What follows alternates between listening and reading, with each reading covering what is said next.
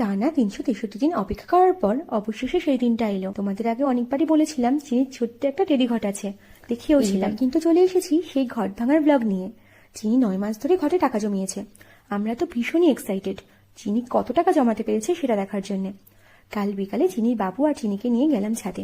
সবকিছু রেডি করে যখন বসলাম ঘরটা ভাঙতে, সে আর ভাঙতে পারি না, কাটতেও পারি না, পড়লাম মহাবিপদে। বিকাল গড়িয়ে সন্ধে হতে চললো, তবুও আমি শেষ পর্যন্ত অনেক কষ্টে শিষ্টে মুখের দিকে একটুখানি জায়গা কেটে টাকাগুলো বার করলাম। চিনি নতুন নতুন জিনিস এক্সপেরিমেন্ট করতে ভীষণ পছন্দ করে। টাকাগুলো বার করলাম, ও নতুন জিনিস দেখতে পেয়ে গিয়ে ছড়িয়ে দিল। সেজন্য চিনিকে ওর বাবু নিচে দিয়ে এলো। চিনির বাবু দেখছে আর বলছে, কই কত টাকায়? এই নাকি তুমি কতটা টাকা জমিয়ে ফেলেছো? গোনার আগে এসব বলছে শুনে আমারও মনটা খারাপ হয়ে গেল।